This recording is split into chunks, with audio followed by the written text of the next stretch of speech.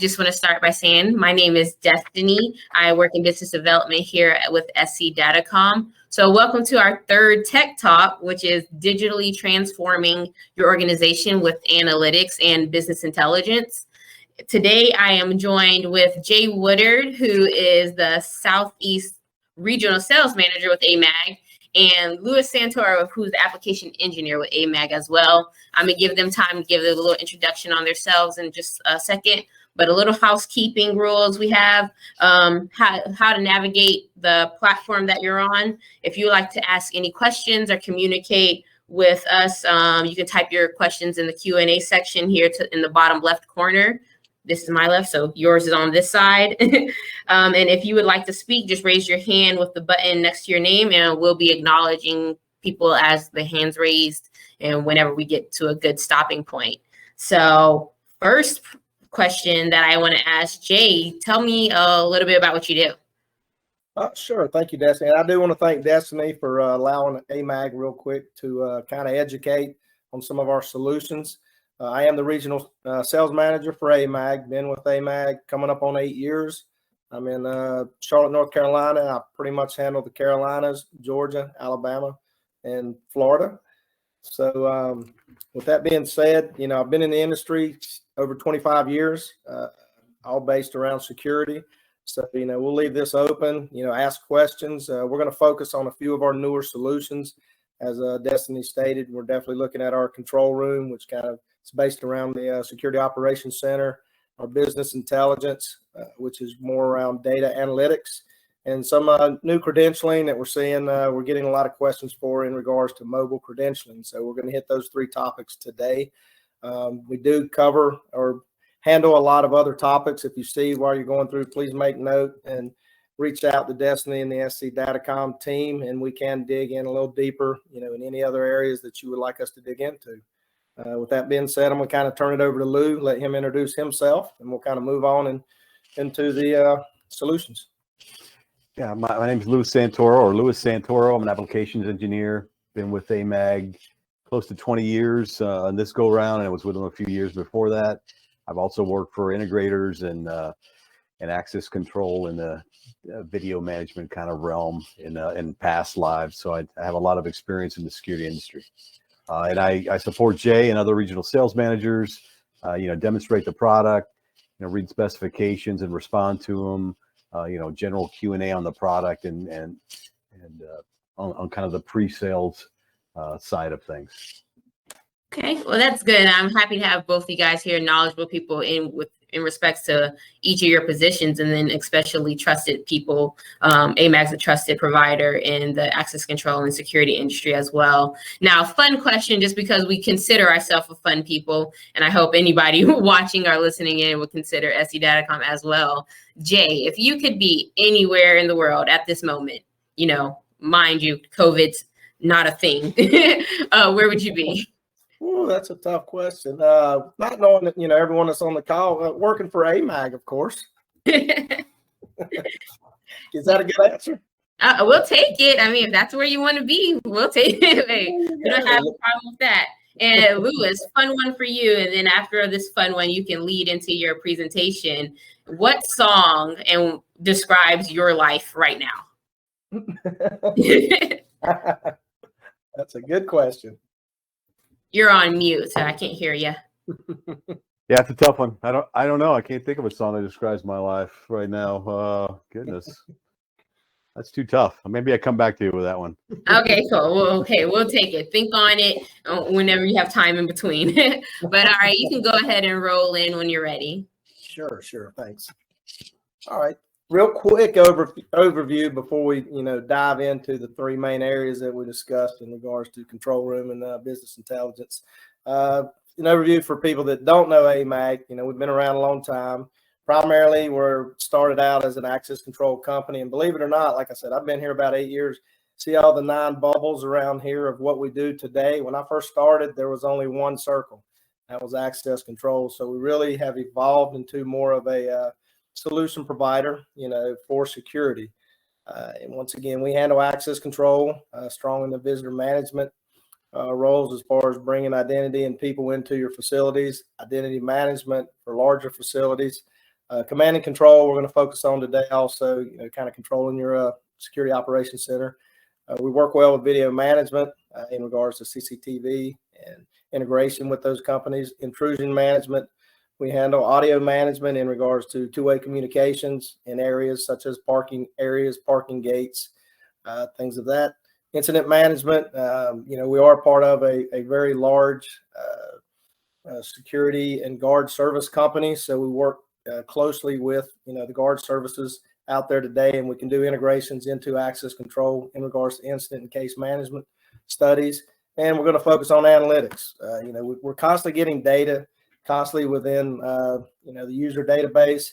Never have been able to use that data in the past. We can now use it, and we're going to show how we can use it. And, we're trying to basically catch, things before they happen. So we can do that now, which is a very strong tool that can manage, how you can mitigate risk. Okay.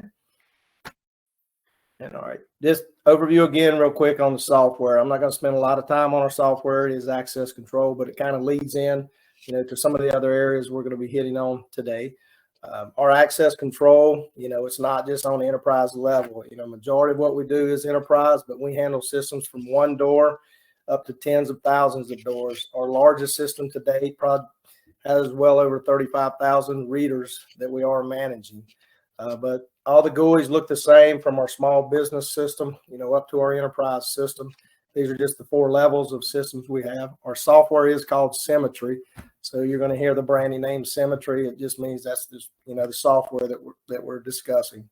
A little bit different on our Symmetry Homeland. We work well in the federal and government space. And the Homeland software is specifically designed for that space to meet all the compliances. Your FICAM, your FIPS, and your PIV.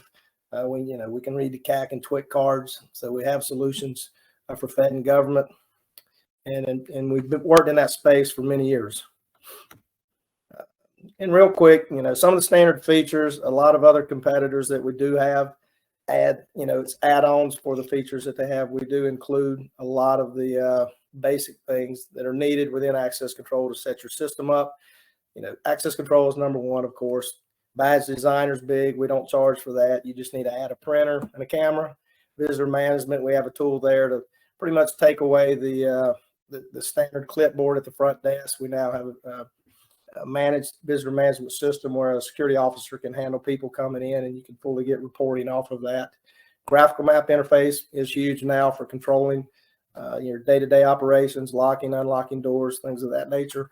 And I'm not going to go through all these because I know we're limited on time, but these are some of our standard features. More options.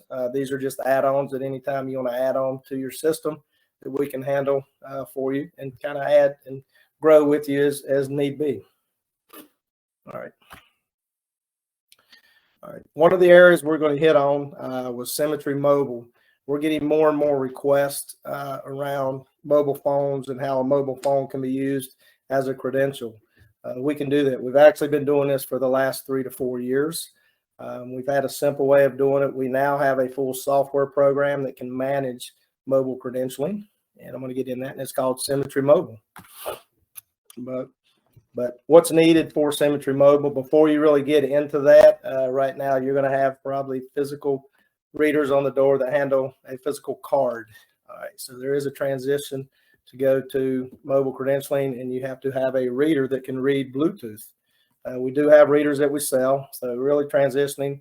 And a lot of times in the facilities that we're doing right now, they may do just perimeter doors, critical areas that may need it, that they want to use a phone on to gain entry.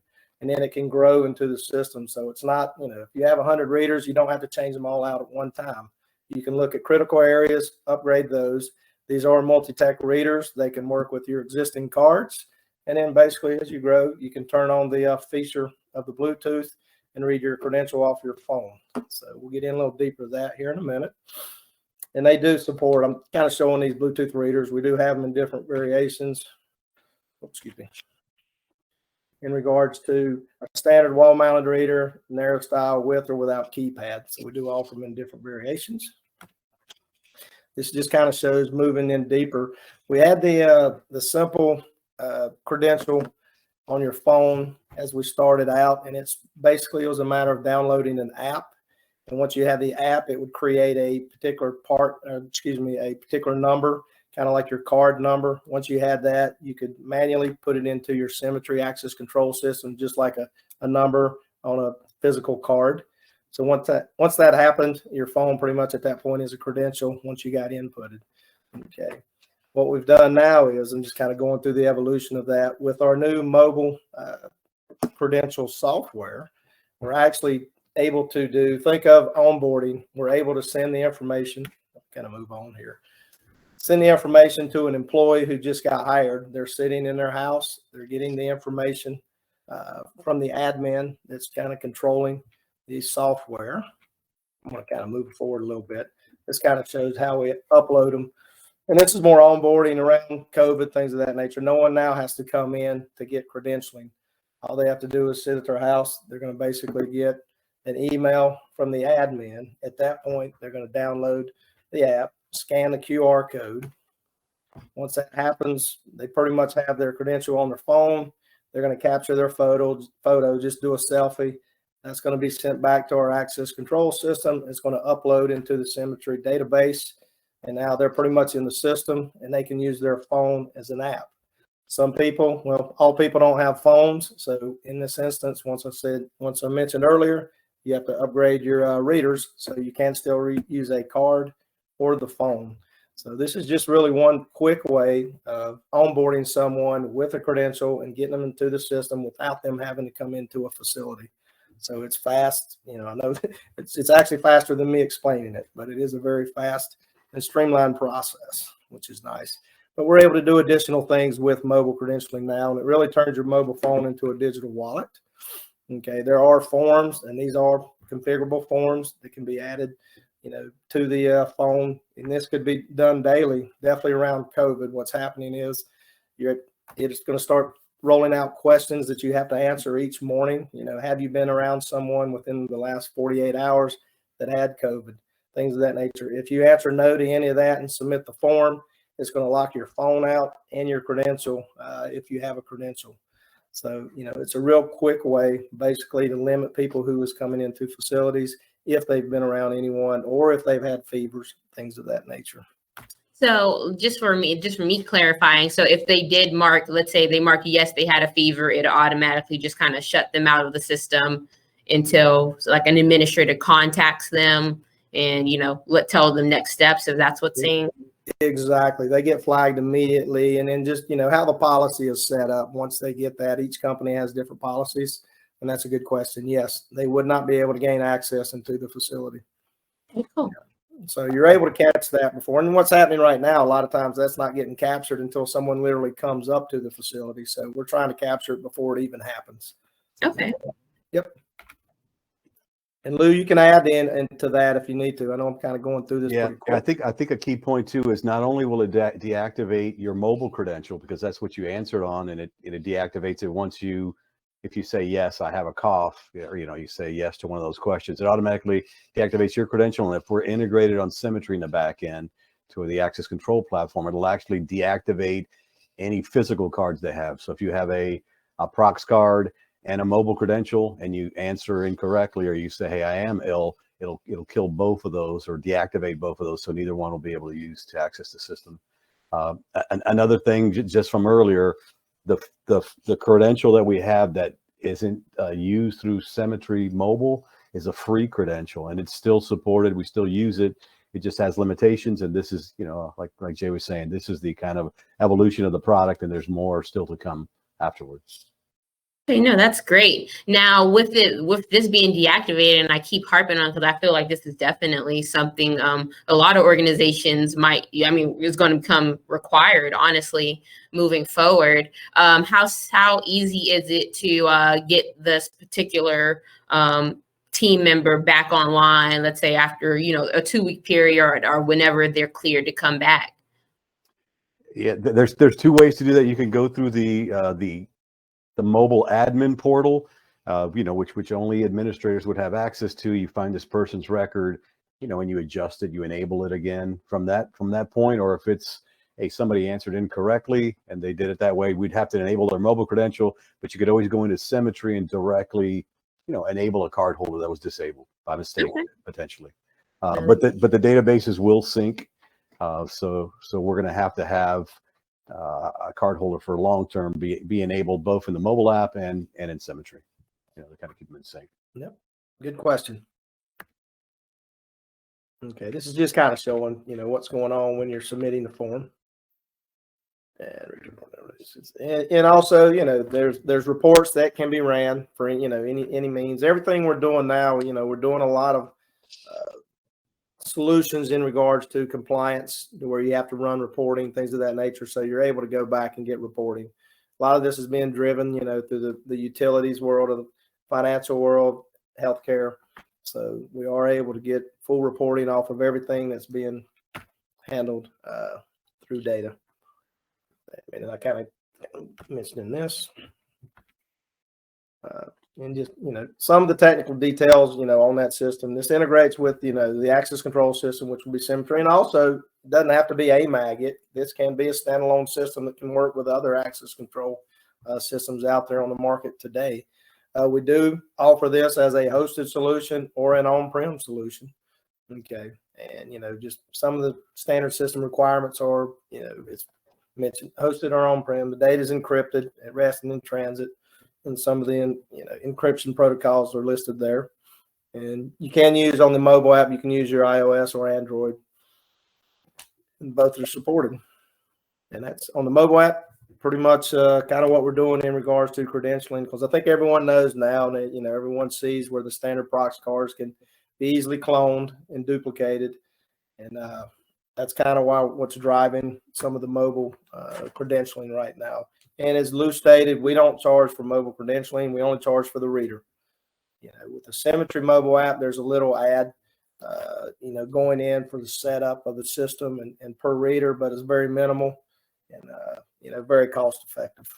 All right. Any questions on that? Any questions popping up, Destiny? None popping up at the moment, but I think we're good. I think you're explaining it well. Okay. All right. I'm explaining it in the my Southeast Southern style. How's that? Okay, well, that's the perfect that we're in the we're doing a nice webinar for the right type of people. There you go. All right, we're going to move on. I'm going to kind of turn it over to Lou. You get to listen to Lou a little bit, get into some more technical detail on.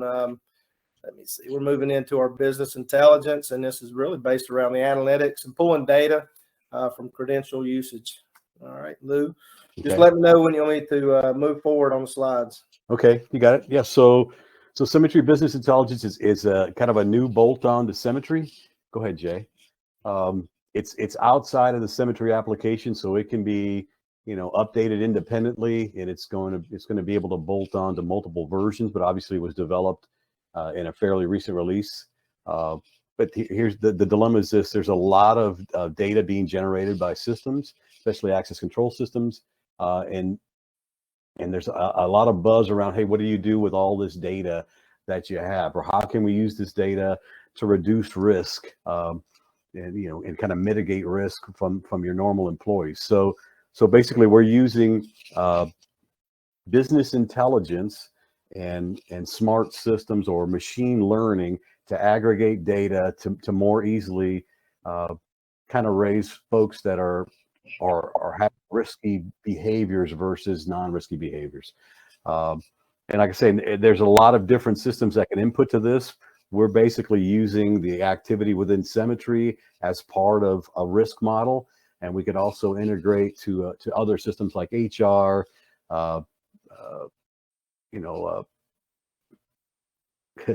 accounting, and other other parts of business to kind of give feeds into our BI model that can change somebody's risk. So it's not only which doors they're being accessed and what times, it's things beyond the access control kind of realm. Go ahead, Jay. So BI is basically building intelligence where we're looking at the Symmetry database. Go ahead, Jay. Change to the next slide, please. It basically is based. There's different things we're looking for. We're looking for anomalous risk scores and suspicious risk scores. And anomalous, it comes from we're looking at activity over a period of time. So we can't use BI unless there's, you know, a database of activity for some period of time. I would say minimum like 3 months or so. So the system learns what maybe Destiny's normal behaviors are. She comes to work at 8, she leaves at 5, she comes in Monday through Friday, you know, and everything is kind of normal. She's not trying to access any doors off of different hours. So the system learns what her normal behaviors are. And then basically we could run this analytic engine on it and find out, you know, what Destiny might be doing differently, or if she happens to come in on a weekend or coming in later or earlier than normal, it's changed from her normal patterns. So that should throw up a flag like, hey, why is this happening? And basically it bubbles it up to the surface to where an individual, an admin can look and see the folks whose risk score is higher. It could be that, you know, the reason why Destiny's coming in early, she's working on a project, or she's got someone in town that she has to take care of, or something like that. There might be a good reason why the behavior has changed, but if you don't know that, it could be a reason that's not easily explainable. She might be disgruntled or something of that nature. So it just brings it into focus to where your procedures or your processes for folks that are displaying risky behavior, how you kind of manage it.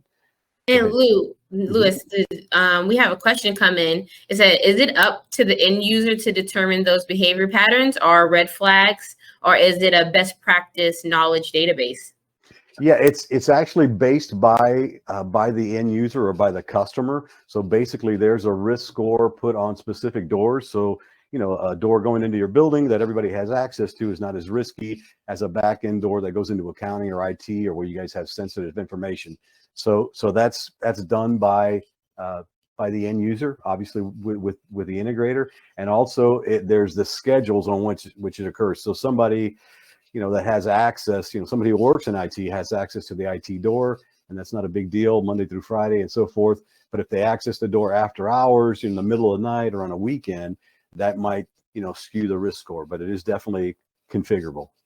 And how long does it take to determine a normal pattern, or is it like just determined by like a door or a zone? Yeah, so I mean, this is early on in the project, and we just have kind of best practices. I would say a couple of 3 months worth of activity, and this is more for, I would say, customers whose doors are secure a lot of time. Not like an open environment. People that have kind of stringent access control, where they have a lot of activity and a lot of cardholder changes. Those are the folks that are going to be utilizing it. I don't know of an exact number, but that's a good question. I've heard the number like three months worth of data, so that way the system can determine people's tendencies. Okay. Go ahead, Jay. So the anomalous behaviors is somebody going into doors that they usually have access to, but off hours. Suspicious behaviors is different than that. It's where you hear a lot about cloned cards. So we can actually set up a behavior to say, if you know that a gate going into your facility is 10 minutes away from the lobby door, we could say, hey, if you get a valid access at the gate and the lobby door in less than 5 minutes, then hey, throw up a flag, because it's physically not possible to do that. And if you looked at an actual activity report and you just see valid access, it's hard for our brains to kind of aggregate the difference, like, hey, it's impossible for the guy to be in point A and B within this time, where an analytic engine can point it out really quickly. Other things that it can do, and we're taking a lot of these behaviors from our big customers, is consecutive card warnings. So if you get somebody who is just using their card at doors, indiscriminately, just trying to find out which doors they're going into, we could say, hey, if you get so many wrong doors in a period of time, let's disable that card, because obviously somebody lost the card and they found a card and they're trying to see where it'll let you go. So there's a lot of those type of behaviors that are built into suspicious activities. And again, those are constantly being added to the behaviors. I mean, go ahead, Jay. Building occupancy is one of those. We've been asked a lot during this COVID period, not so much an activity report of who was at the building, but the folks in the real estate portion of the businesses are saying, hey, how many people are actually using our buildings? They don't want to know how many times somebody came in. They just want to know, who came in on Monday, who used our building at least once on Monday. And this is a kind of a quick report to give somebody that needs that visibility, kind of away from access control, but we can say, hey, this is one transaction from at least one cardholder in the building by day. So it lets them know, hey, we need to close this building down and ask everybody to work from home, or hey, now we need to, implement back to work kind of strategies because people are coming in more and more often. Go ahead, Jay. Another one. Oops. This is device analytics. This is just most of this has to do with access control activity, who can, where, when, things of that nature. But we could also do things on alarms, tracking alarm activity, door forced open, held open, things of that nature, where we can kind of filter by door, by building, by location, to kind of give them a better view of that. Go ahead. This Symmetry Movement Impact tool was a free kind of an analytic that we provided. Gosh, has to be a year and a half ago now, where we do a similar thing. We look at transactions in the Symmetry database. We can actually say, hey, Jay Woodard, just saying as an example, Jay Woodard, went into work a couple of days ago, and now we've determined that Jay Woodard, has COVID. So we can actually track Jay Woodard's transactions and see who entered the door before or after so many minutes before Jay, to let those people know, hey, you may have come in contact with Jay and Jay's tested positive. So it's just a kind of another kind of a way to track who has access to the facility, and using information, that's already within Symmetry. We're just pulling the information out with a specific tool. Okay, and we had a question come in. One of our attendees are interested in integrated solutions. Can you speak briefly about VMS integrations with your PAC system? I can. It's apart from the building analytics, but yeah, so we're an access control manufacturer, and we have our own video management product called Complete View that we deeply integrate with, where basically you can look at live video, playback recorded video. You can tag events. You could say, hey, if I get an event within Symmetry, show me this camera, or automatically bring up this predefined view to a security officer. And we can do many of those things with other VMS platforms. Obviously, we like our own, but there's lots of other players in the business that we have very similar capabilities to. And we publish a compatibility matrix that shows all the different, third-party products, including our own, that we integrate to, and how deeply we integrate, or what the limitations are. Okay. Yep. Good question. Go ahead, Jay. I think. Yeah, and Lou, I don't know if you want to, and Destiny, we can. I know we have a little bit of time. We still have, a few more slides to go, but Lou can pull up a live demo on that BI, business intelligence, that we can kind of show, some of the screens there. Yeah, no, I think that'd be nice and helpful to let them see it in action. So let's see here. I'll switch and make presenter. Yeah, there you go. Give Lou the access. Yep, he should be able to use it. Guys, hopefully it pops up. Yep. I see it. You see it? Okay, yeah. So basically, this is the kind of an overview tab that shows the overall risk matrix. And this is what you could sort and search by. So you say, I only want to see the folks that are of high risk. And of course, this has been predetermined. Kind of pops up that Bob Wilson has been doing risky behaviors. Again, these other tabs show different kind of capabilities, but the top level, this shows that score. And basically, if I get rid of high and I just say, hey, high and medium, so that way there's some other information on the graphic, you can see where it looks like Mr. Hicks is up there too. But if I say I want to do it by high, of course, it lets you sort and search by all these. So here we go. Here's Bob Wilson on top. So here's the anomalous activities had, some suspicious activity, customer driven, meaning these fields or these data is being pulled from other systems kind of manually, where we can say if somebody has access to specific IP closets, or they have sensitive information just because they're part of the IT team, that number is high. We can also come from HR to say, hey, they have a risk score. If they're a new employee, within this, probationary period, that HR number is higher. And after they've been there for so many months, it drops off. And this person, Bob, may be quitting. So he may be on the other side of the scale where he's leaving the company. And without that HR input, we wouldn't know that he's more of a risk now than he was a week ago when he wasn't. And so it shows you different ways or different feeds we can get from different systems and how they kind of combine with our scores of anomalous and suspicious that can go on. And I'll just show you a couple of screens real quick. And are these this platform, is this customizable? So let's say maybe I want to look at less information, or maybe I want to look at more information. Is that customizable? Yeah, absolutely. I didn't want to get in too deep, but so this display engine is called Power BI, and it's by Microsoft, and it is just a display, the visualization layer of the product. And I know we're looking at other display engines that can be used, because we're doing all the heavy lifting kind of behind the scenes with the analytic, and this is how we're displaying the data. It's super configurable. I won't jump into a bunch, but if I bring out these tabs, it can show how you can change all these graphs to different types, different variations, different looks, just for that, just to make someone who's not familiar with security, to kind of, provide them a more visual indication of, hey, this is how much this is happening, and whether they interpret it in a bar graph or, these crazily, I don't even know what this graph is called, but there's a bunch of different ways to display the same data, basically through this engine. And it is configurable in that, the end user via SC Datacom can go in and set all those risks. So if a door is changed, a high value or a high risk door, which was an IT department, they moved into another building, now it becomes some kind of an office door. It doesn't have to remain high risk. That can go in and be modified. Same thing. You can take a low risk door and raise its risk, or say, hey, accessing a specific door Monday through Friday was normal. Now this building is not being occupied, and it should only be accessed on special occasions. You can change the schedule risk also. That kind of goes and ties in, with their risk score.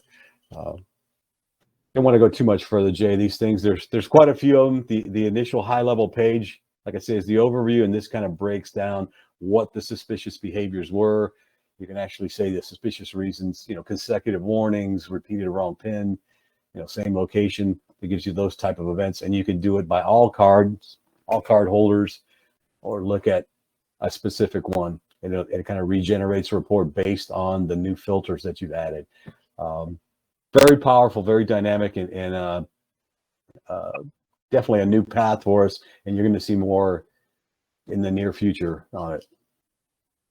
Okay, great. Now, Jay, I do have a question for you and for Lewis as well. Sure. With the many other access control competitors out there as well, like S2 or OpenPath, what differentiates AMAG from everybody else? Yeah, and I can jump in there, Lou. As you can see, basically, when I first started the presentation, we did start out as an access control manufacturing company. We now, as you can see, have so many different unified solutions that we're starting to really grow and work with the end user to let them grow, and we grow with their system as they grow. So we as a company are able to really come in and give you all the solutions that you need.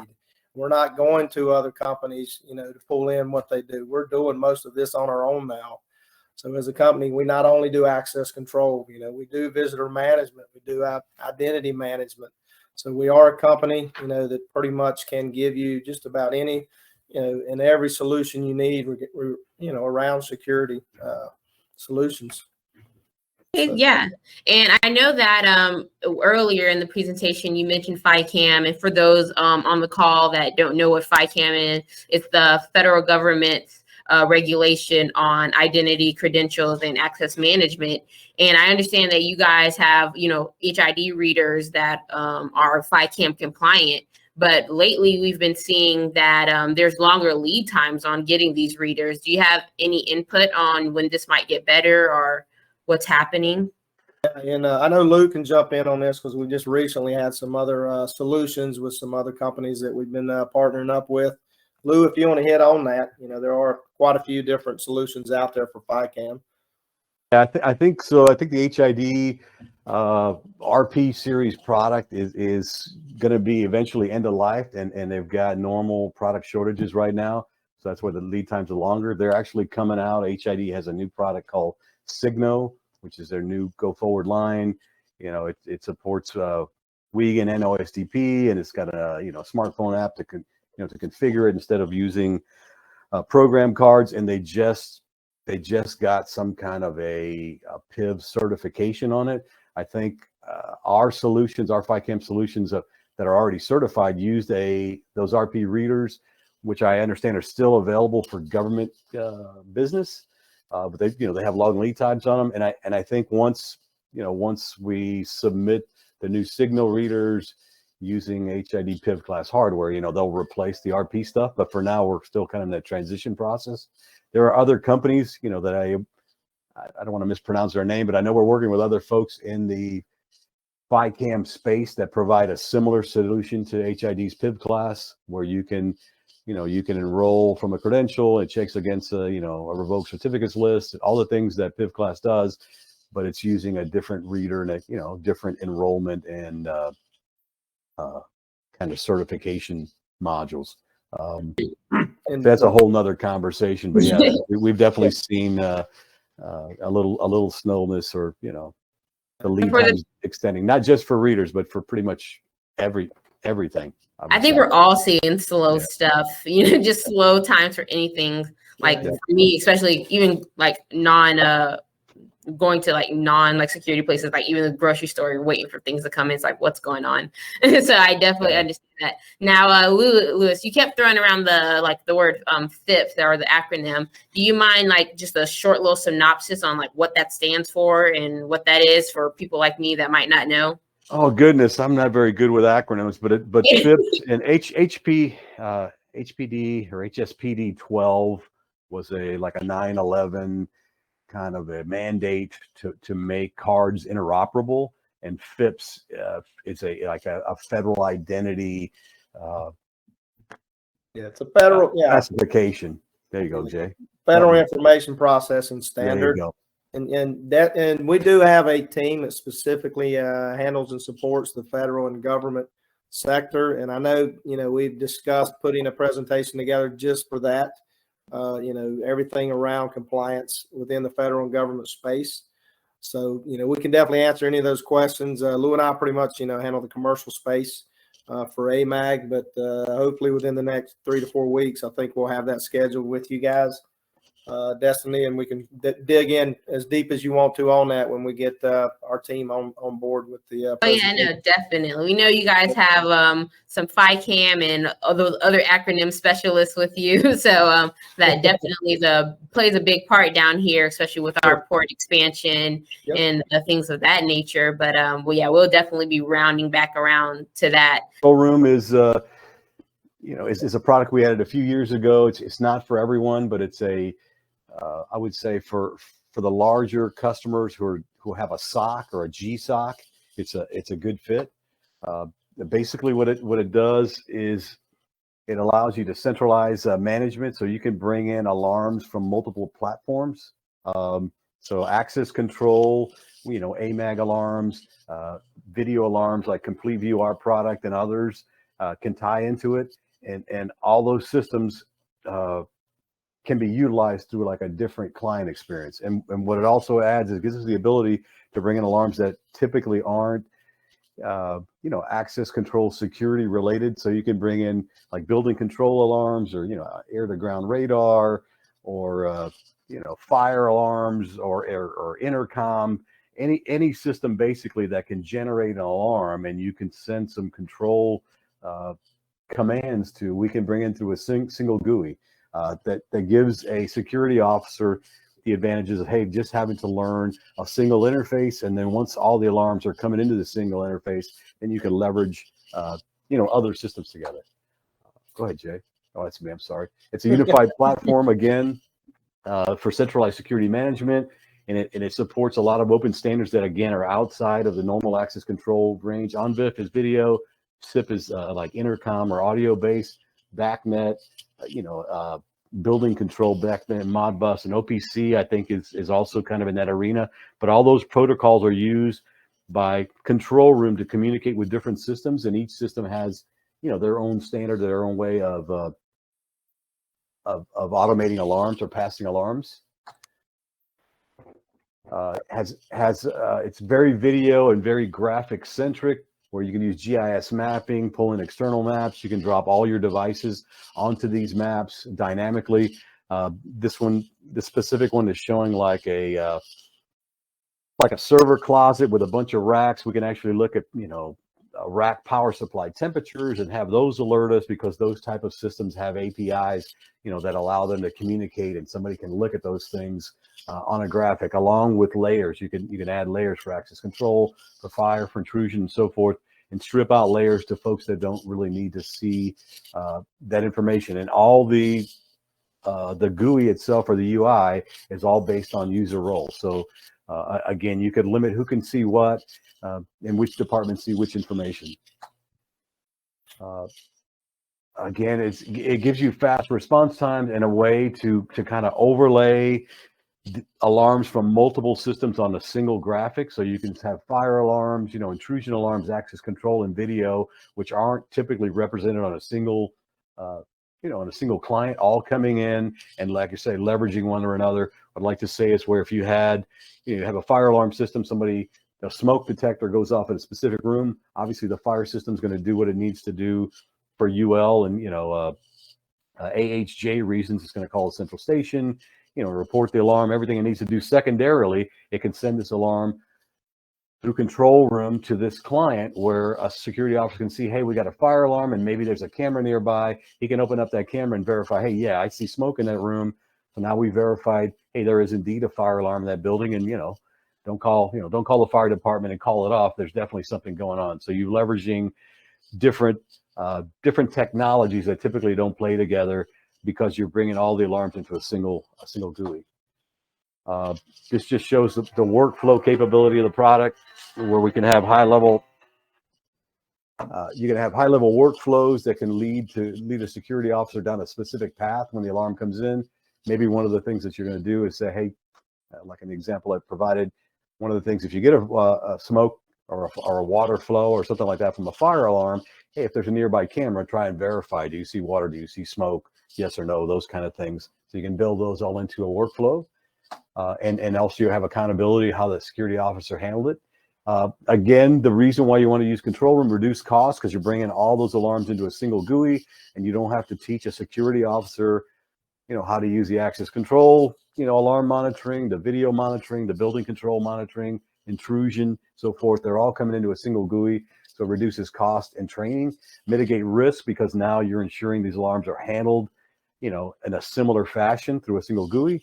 And you're ensuring compliance by initiating workflows, so you can see how an officer responded, and you make sure they're responding in the way that you intend that alarm to be handled. Again, we kind of went over those things. It's a truly open platform, in that it's not a symmetry product. It's not built on top of our access control platform. Our access control platform has a plug-in basically that sends alarm information into control room, and they can send commands and so forth back. So it is an open platform, and like I say, it works with a lot of other products and a bunch of different intrusion, building control, fire systems. There's a bunch of different systems it integrates with. Gives you a clear picture of all the data, because it's all coming into a single interface, and it helps streamline operations, again, because they're only using a single alarm monitoring or alarm management interface, rather than an interface for individual. Again, it's not for all companies, but if you have an environment where you are managing multiple systems from a centralized location, it comes in handy. There's also redundancy and lots of customizations that we can add. So if you have 2 SOC locations, like a backup SOC globally, maybe one's in Georgia and the other one's in Northern California or something like that. So if a disaster happens in one location, we can fellow to another. Those kind of things are also manageable. Lots of different software options, and we'll get into too much of that detail. But if you have an opportunity, we can take a look at it and see which products that are existing are already integrated, and if those integrations don't exist, they can be developed depending on the need and the scope that you provide, what you want it to do.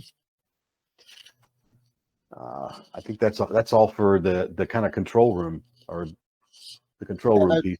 Yeah, Destiny, I know we're really coming down, near the end of the hour. Didn't know if there's any questions, that are out there that we need to answer.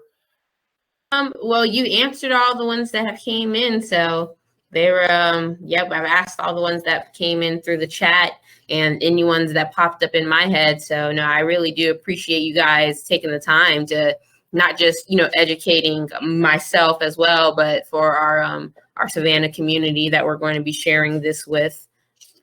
Yep, but, Appreciate your time. Yeah, definitely. As I stated, we do have a lot of new solutions out there. Any of the solutions they want to discuss, we can work it through SC Datacom, and we can set up a face-to-face meeting if individuals are starting to meet more now. But we can also do the virtual webinars also. So however you want us to work with you, and we do thank you again for allowing us really to kind of educate on some of our newer solutions. Oh, well, thank you to AMAG and thank you to the attendees that are on. We're going to thank the playback people that will be receiving this or will be downloading this from our Tech Talk site in the future. So if you have any questions, whether you have them now or they come up later, feel free to reach out to myself or a team member here at SC Datacom, and we'll be happy to, answer where we can and loop in Jay and Lewis for their expertise and drain them with all the better, more boring questions that they can definitely only they can answer. So we're going to sign off right there, and we'll talk to you guys later. Ciao. Thank you. Bye.